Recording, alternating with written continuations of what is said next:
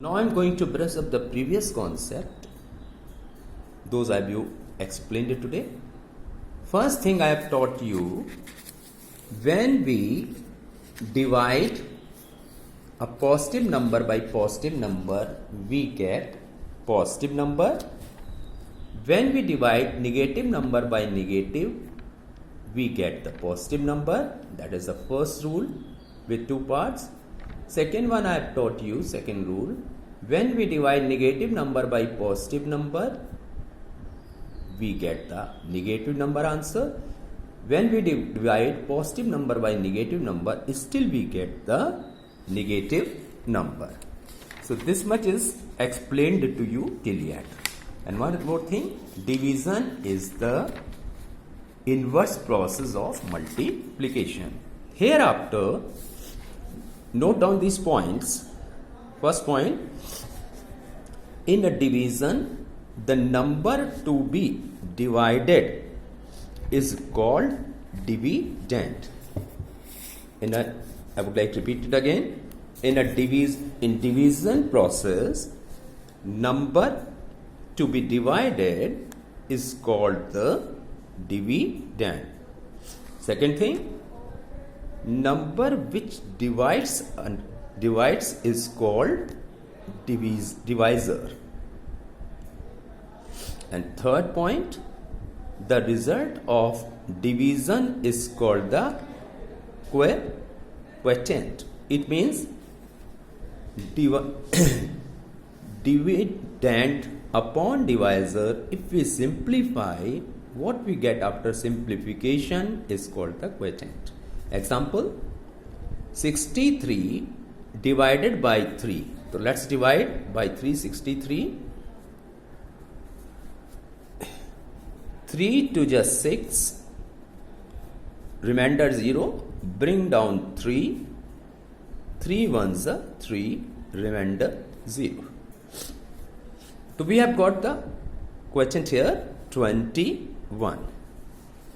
Note down second point. Dividend upon divisor is equals to quotient. When dividend is completely divided by divisor, or divisor is completely dividing to the dividend, as per the previous case, 63 divided by 3, we have got 21 and no remainder. Remainder was not there. Okay. Next thing, properties of division of integers. I am going to put light on this concept now. If m and n are two integers, then m divided by n, it means m is the dividend, n is the divisor, is not necessary an integer. It means after division, what we get, it is not necessary we get the integers. Now question is, what is the integer? I have told you previous turn. Integers are of three types. Natural numbers, or the positive integers. Negative numbers, that is the, you can say, negative integers. Negative natural number. Natural number with negative sign, that's called negative integer. Or the integer having no sign or plus sign, that is 0. So if we divide, for example, 5 by 3, we can write it 5 upon 3, or we divide it, mixed fraction, we get answer 1 whole number 2 by 3. So it is not an integer, because fractional number or mixed number, we get answer in mixed number 1 whole number 2 by 3, that is the mixed number. And mixed number is not the integer. Next point, if m is a non-zero integer, then m divided by m equals to m upon m and equals to 1.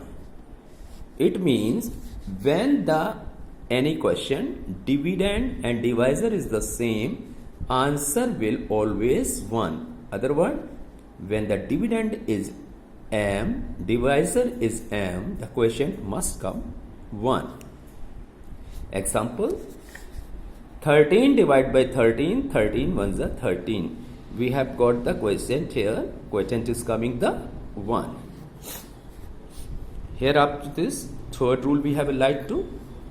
I would like to put a line.